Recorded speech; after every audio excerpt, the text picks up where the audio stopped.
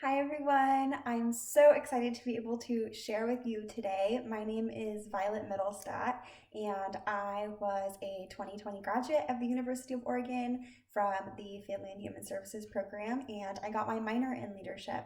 And I was so fortunate during my time at the U of O to be able to participate in tons of different activities and events through the Holden Center, and I am just so excited that you are plugging in to their organization as well. They are fantastic. You are so fortunate to get to experience them, even through computer screen. And I know that you're probably really sick of it because I totally remember my last term being online completely, and that was rough. And I know for some of you now it's almost been a full year of that. So my heart goes out to you. This won't last forever. And today I just really want to talk to you about how to empower yourself, whether it's during the pandemic or not. And I hope that I give you some actual practical tips to take away, because I know that personally, although mindset and things can be really helpful to kind of get through your brain and continue to reflect on, but it's also really helpful to have some actual tools in your tool belt to then go and utilize and use as a part of your everyday life. And I truly believe that everything I'm going to share with you is something that you can keep with you for years and years and years. And I don't think that they're ever going to go out of style. And everything that I'm sharing doesn't come from my own brain. It really does come from leaders that I know and I'm so fortunate to have in my life, who I have just taken pieces and bits from, and really are all things that I'm still trying to perfectly implement in my life. And I am not perfect by any means at all. And if you know me in real life, you very well know that. So I just apologize in advance for the mistakes I make, but I also think that that's a great example of no matter who you are or what kind of leader you are, you're always gonna trip over your tongue, and potentially I might say some things that you don't agree with, and if you don't, then we're grocery shopping and you don't have to put that in your cart. So I hope you find something that you can take with you. So first, I just want to talk a little bit about self-love, and to contrast that a little bit with self-care. Personally, I think that self-care is an overused term, and I'm really sick of hearing it. Although it's really important, I think that self-love is so much more lasting. If you think about people that you care about versus people that you love, it's a lot different relationship, right? And I think that it's important to care for ourselves, but I personally think that enacting systems in our life to be able to consistently check in with ourselves and do something that's going to better us and probably get us a lot further in life down the road is just a lot deeper form of caring for yourself than it is to maybe do a face mask or a bath bomb. And although those things can be great, they can be wonderful, they're kind of band-aid fixes for a momentary maybe struggle that you're going through. And I think that loving yourself takes discipline, just like any relationship takes commitment to make it work. It's not all dandy all the time. If you have a partner or even just lasting friends, even parents, you know that sometimes things can get rough. And I think that it's the same with yourself. Obviously, we've all gone through struggles. And I think that these are some things that you can do just to be proactive in empowering yourself throughout the day. And I think that empowerment is important in your leadership, but it's also just important as a human being when you're going about your life. And it's definitely going to help you empower others to be out there doing things that are making you a better human being. So I think that this is just such an important thing to focus on every single day in your life. And just be, 0.5% better than you were before. And sometimes you'll fall backwards, and I'm going to talk about that too, and how to pick yourself back up. So I just want to talk about how systems and discipline in those systems are daily commitments to loving yourself, and they really empower you to propel yourself forward. And I think that this is really the essence of self-leadership. And so I think that self-empowerment comes not from I could do it. I don't think that when you go out and empower someone else, you're saying you could do this. For your self-empowerment, I think it's I know I can because I have done it. And I want to talk about how important it is to do the thing, and not wait until you feel good to do it, but to just get it done. And then after that, you'll feel fantastic. You'll feel empowered and you will want to go do more. If you wait forever until you feel like doing the thing, you're gonna, some of us, I'm definitely guilty of this. It's possible you could just wait forever. Sometimes you'll never feel like doing that thing. And I'm going to talk a little bit more about that too. But so first I want to talk about systems, and I know that word is just so obscure if you don't hear it all the time. And so one of those systems that I think enacting in your life that is so crucial, and I can tell you from my personal experience in my life and also in my profession, I'm a preschool teacher, so I spend all day with 3 and 4-year-olds, and I can tell you that at that age, it's very important to have routines, but truly, we are all 3 and 4-year-olds who have a little bit more life experience and a little bit bigger body. You need routines almost just as much as they do. So check yourself if you think that for any reason you are not someone who could benefit from a routine.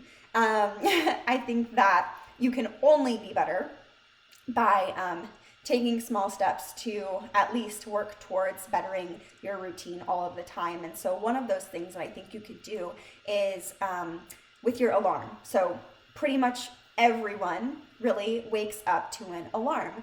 And if you are like me, I have definitely been guilty of not only snoozing, but setting multiple alarms, expecting that I will not want to wake up at the time that I really should wake up to get all the things done that I need to.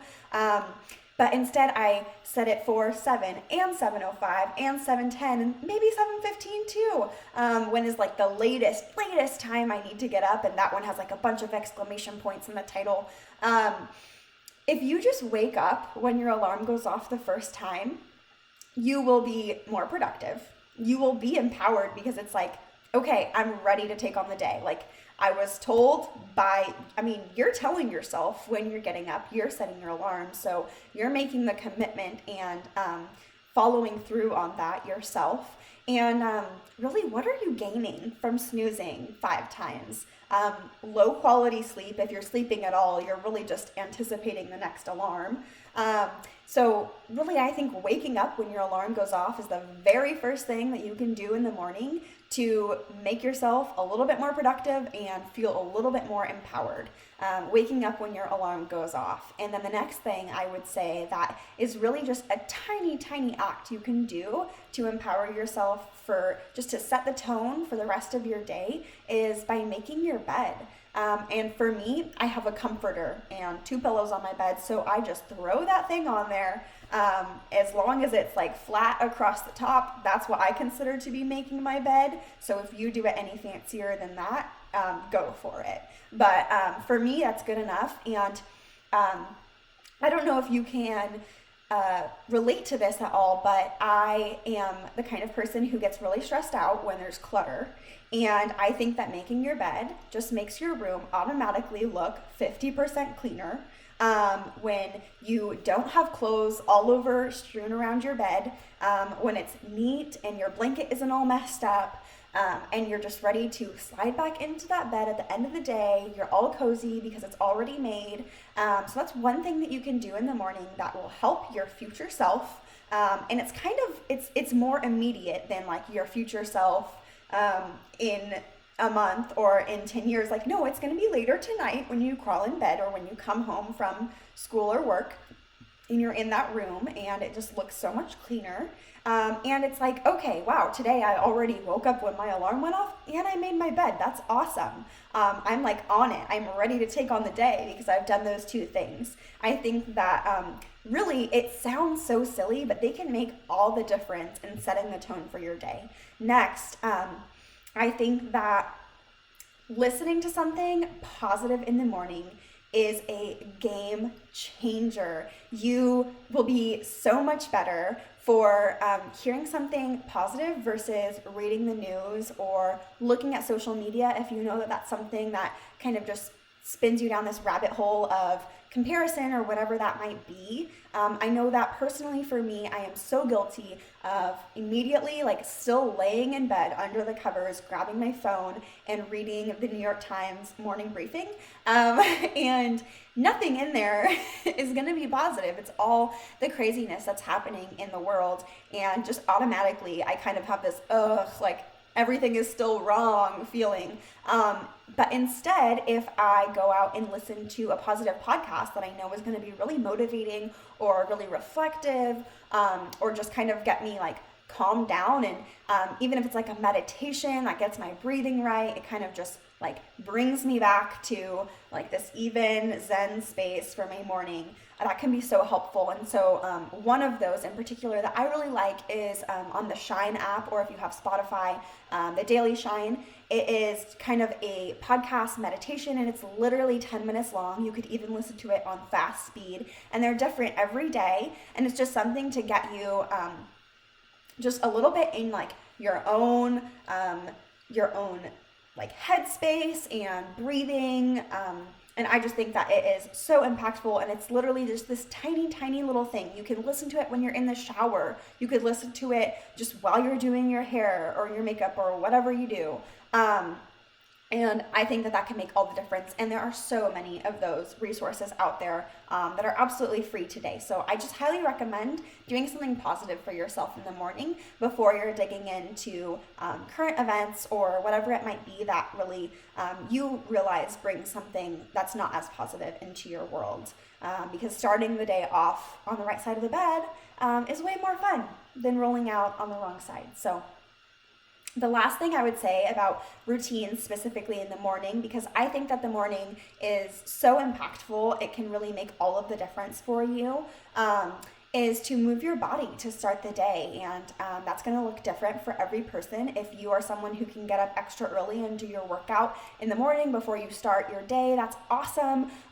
You all are in college and you have the opportunity to schedule in a workout class in the morning before you take on your classes or work or whatever you have to do for the day. And that's something that I definitely took advantage of in college, especially if, you happen to be a Pathway scholar or anything like that, then take advantage of those opportunities that you have, whether it's a yoga class or CrossFit or trying something new that you've never done. I did self-defense, and that was really awesome, even virtually in my final term. And I just highly recommend that, especially if you're paying for it. It really makes you accountable and want to show up and do that thing for yourself in the morning. So I highly recommend moving your body, whatever that looks like, even if it's, like today I'm not going to take the EMX from 13th and Olive, I'm going to walk to campus. And I know that looks a little bit different for you guys, but especially now, if you're doing everything virtually, maybe getting outside in the morning and breathing some fresh air. If it's cold, that might just shock your system enough to kind of wake up, and it can actually be a really, really beautiful feeling to kind of just feel that coldness on your skin in the morning. So I highly recommend doing something to move your body, whether you go outside or not, whether it's scheduled in because you are paying for it, or if you are going on YouTube and doing a morning workout or yoga routine or anything like that. Highly recommend doing something for yourself to start the day where you have done a little bit of checking in with your physical self. And so those routines in the morning, that's really something that I'm working towards, is getting up when my alarm goes off, making my bed immediately so that it's nice and tidy when I get home, listening to something positive while I move my body. And so I know that I have started walking to work, and it's about a mile. And then I have to walk home. So that's just kind of what I have been doing. And I would love to be able to start waking up earlier to schedule in my workout at the beginning of the day as well. And then next, I want to talk about habits, because these are all different habits that you're going to have to acquire.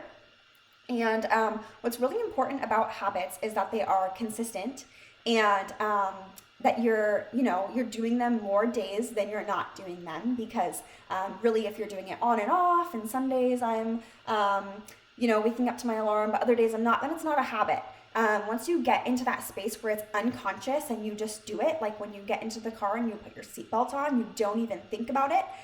When you're driving and you get from point A to point B and you don't remember what happened in the middle, that is a habit. Those are things that you're just doing because it's muscle memory. When you get to that point, that's when I would say to add another one of those things into your routine.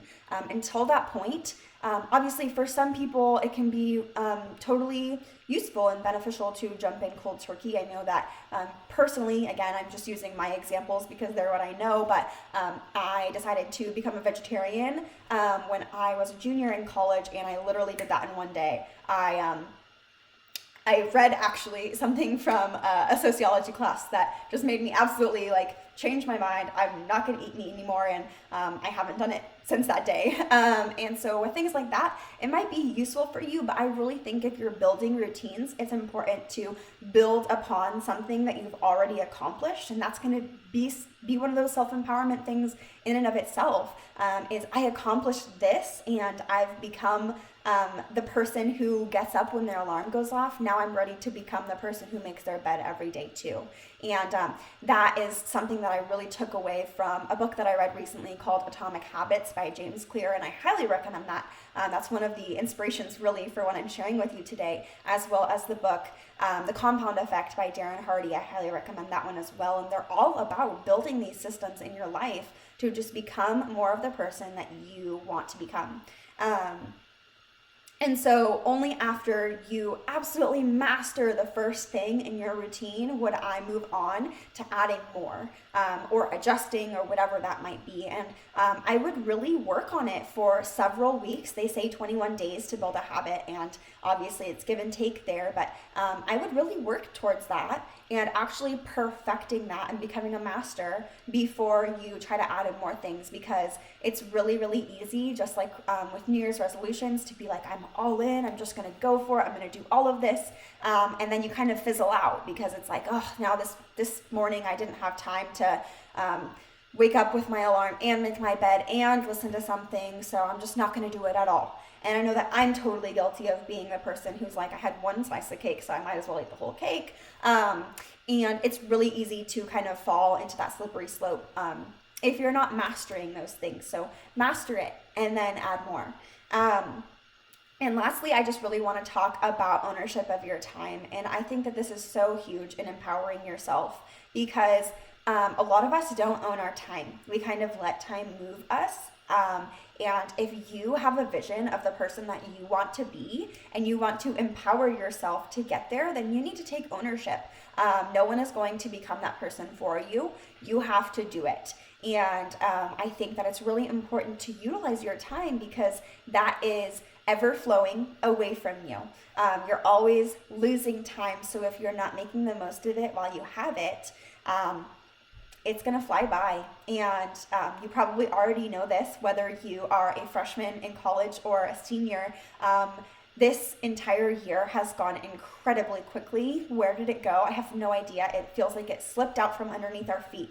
And take ownership of that time and utilize it the way that you would want someone who you love the most to utilize their time. And by that, I mean, personally for me, again, please do not take offense if you do not think the same things, but if I love someone, so for example, I might think of like my younger brother. I love him so much, more than most people. And when I think about the ways that I hope he spends his time to become the best version of himself that he can be, I don't want him necessarily spending 2 hours or more of his day on TikTok. You know, that's just an example. But for me, when I love people, I want them to be able to find things that are adding value to them.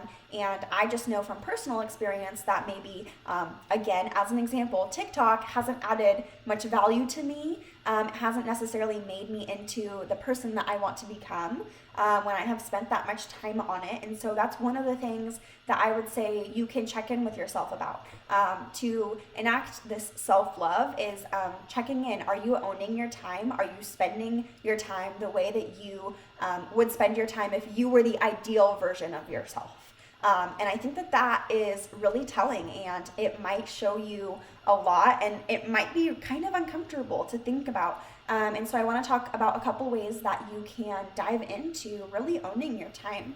And so the first one, and I did not know about any of these in college, and I totally wish I had. So I am really excited to share them with you. If you know about them already, fantastic.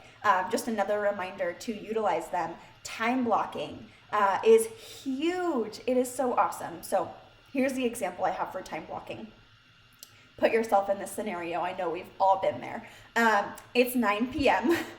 and you are like, oh my goodness, I just realized I have an essay due at 11:59 tonight.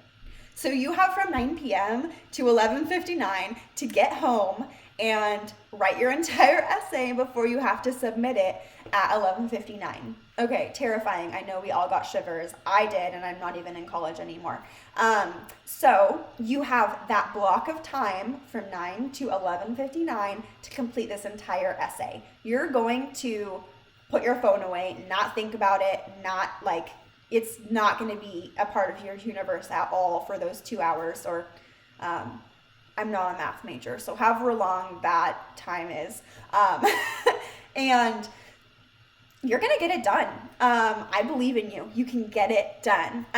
And I don't know if you all have this strength, but just to brag a little bit, I have the strength of like pressure makes me do things fast and well. And I have honestly done some of my best work that way. And I am not saying I recommend this at all, but a way that you could utilize time blocking to prepare instead of procrastinate is to tell yourself, okay, I have an essay due in 2 weeks, and I know if I spend a half hour each day until then, I can get it done on time.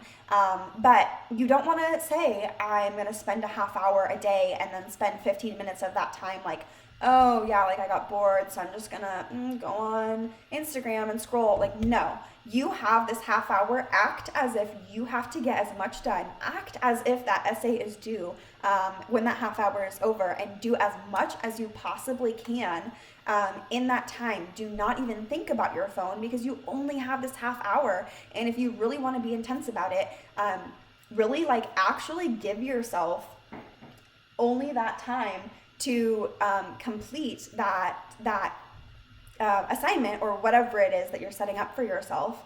And if you don't get it done in the time that you've blocked off, then that's it. That's a really intense way to think about it, but you can utilize this for any type of task, whether it is a chore. If you are like, okay, I have XYZ that I need to like get done today, and I just simply do not have enough time for it. There's ways where you can really maximize your time, and honestly, I believe it really expands your time if you're actually diving in and utilizing it the way that is most efficient. And I think that time blocking really does that. It tells your brain, it tricks you. If you're utilizing it correctly, it tricks you into thinking like, I have only this time. Maybe you don't have only that time. You have a little bit more, but you can use this for even socialization. Like I am personally a really extroverted person, and so I get my energy from being around people, but it's not necessarily like physically productive all of the time to just like be out with your friends, but like sometimes you need that to fill your cup. And so you can utilize time blocking and say, okay, I'm going to give myself an hour or an hour and a half just to go out and like have a belly laugh with my friends, because I need that in my heart to be able to do all of these other things. But I also need to get stuff done, so I can't just waste the whole night. You can utilize time blocking to be able to do that and say, hey guys, like I have something to do at 7, so I'm gonna have to head out. And if you hold yourself accountable to that, people see you doing those things for yourself, and I honestly, I know they will be impressed by you, because you will become the productive person who can have fun and get it done, which is just so awesome. Next is kind of similar but a little bit different, and it's just using a timer for undesirable tasks. So literally pull out your phone and set a timer for 5 minutes. Say there's that massive pile of laundry that's been sitting on that chair for a week, and it's clean, you just haven't folded it yet. I don't know if anyone else has been there, but that's like a consistent part of my life. So I'll whip out my timer on my phone and say, okay, 5 minutes, I'm gonna fold laundry, and I'm not gonna worry about how much gets done. I'm just gonna set the timer for 5 minutes, and that's all I'm gonna do. Like, I'll put on some tunes, and I'm going to fold this laundry until the timer goes off, and you'll be surprised how fast the time goes by. You won't even like remember that you have the timer going, and then it'll go off, and you'll be like, oh, I'm done with laundry. And you'll also be surprised how much you can get done in a short amount of time if you just like set your mind to something. I honestly have done this so many times where it's like I get done with the task because I like just don't even think about it. I just am doing it. The laundry is folded, and then my timer goes off, and I'm like, oh, I was already like done. I forgot the timer was even set. So that's a great one, whatever you need to do it for. Honestly, and this is like diving really deep, but I've used the timer for crying before. If something is like really frustrating me and I need that time to just like get it out, I've definitely had those days at work, I'm gonna be honest, where I just come home, and as a preschool teacher, it can be really, you can have some hard days. And so I've come home and been like, okay, I can't cry all night, but I need just a moment. So I will literally set my timer. This sounds so nerdy, but I hope that when you get to this point, you'll remember this. Set my timer. I'm gonna cry for 5 minutes or 10 minutes or however long you need. And then your timer goes off. You wipe away those tears and you walk out like the powerful man or woman you are. And I am telling you, it works. It's amazing. So the next thing that I would say, and this is kind of going back to what I was talking earlier, is app timers. I don't know if you guys know about this, but there's tons of apps that you can download on your phone, and some apps like Instagram even have features where you can literally program it to either give you a notification when you have spent X amount of time and you set the time on the app for the day, or it can kick you off and you can't go on the app anymore when you've spent X amount of time. And so just getting real here, I have an app timer on my Instagram, and I have it set for 40 minutes. So I get a notification when I've been on Instagram for 40 minutes of the day, which I personally believe to be a long amount of time to spend on one app, because that's not even including like the times that I go on Twitter, Facebook, LinkedIn, whatever else.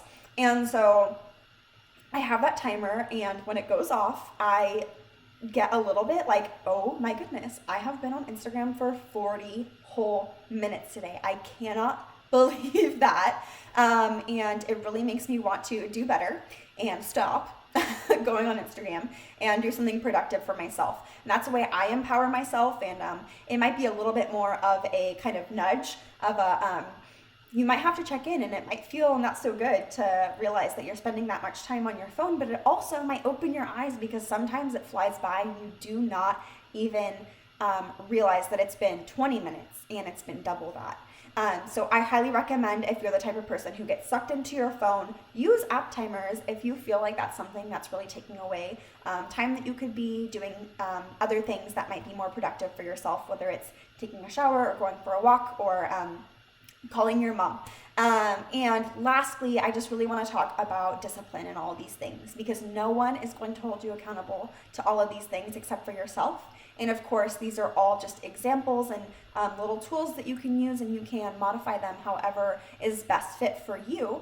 But I really love this quote that I heard recently, and it said, either you will discipline yourself or life will discipline you. And I love that, because it's totally true. You will discipline yourself to get all of your assignments done and study for your tests, or you'll be disciplined by the fact that you fail that class. And that's, of course, it sounds a little bit harsh, but it's the honest truth. If you are working hard, then you will reap the benefits of that, and it may take time. You know, you may fail it, but discipline yourself to try again and do better next time. And I just truly believe that when you discipline yourself first, it's a lot easier than letting life do it for you. And I just think that discipline is the catalyst that propels you into a perpetuating cycle of motivation. So really, I believe that this cycle is, first you discipline yourself, then you accomplish something because you just went out and did it. And then you feel empowered to do more. And that's kind of what I was talking about at the beginning. It's not you wait until you feel good. It's you do the thing and then you feel good. And then you feel empowered because you did it. And that's why I'm talking about these small wins, because they build on each other. And just like you build your habits, you go one by one once you've mastered them. It's that each thing you do for yourself in a day, when you're doing something for your future self, or something that is just really like helping you in the moment, but it's not necessarily something that's helping you in the moment that's gonna bite you in the long run, like this, eating this entire pint of ice cream is really helping me cope. That might be an unhealthy mechanism, and it's making you feel really good in the moment, but in the long run, if you're doing that every day, then that's going to come back and it's not going to feel so good in the long run. I'm talking about the things that you're doing to set you on that upward trajectory to become the person that you want to become. And no offense if you want to become the person who eats a pint of ice cream a day, because I have been that person many, many, many times. And so I just believe that the discipline to engage in your routines prevents bursts of motivation followed by periods of complacency that disempower you. Because when you only act when you feel motivated, then you're going to go through periods where you don't feel motivated at all, so you do nothing. And when you do nothing all day, or all week, or all month, you get into a slump. And I just really think that if you keep on moving, if you just put those workout shoes on and you say, like, I have my workout clothes on now, like, might as well go to the gym, it's gonna serve you a lot better than sitting on your couch and watching Dirty Dancing and being like, ugh, I just really, really don't feel like it, but not doing anything to help yourself feel like doing it. And that's, again, just an example. I just believe that consistency is absolutely key. And if you fall off your routine, then just get back on. Don't feel the need to double up or triple up because you missed days. Just get back on and do it, because the more you punish yourself for something that you didn't do, the more you're going to continue to not want to do it, because now you have to do more. Just do the thing the way that you plan to do it, and if you miss a day, get back on, because that's just setting you back on that trajectory. It's like you're taking 2 steps forward and 1 step back, but then one day you might take 3 steps, and you're not even trying, but you feel so empowered because you took those tiny little steps, those little wins, and they just made you feel so good about yourself, because you enacted these systems in your life that you have the courage to keep going, even when you thought, earlier this week I just felt like giving up all of it, but I decided to finally just make my bed this one day, and then I kind of felt really good, and I went out and did way more. So I just really think that doing these things to empower yourself will inspire others.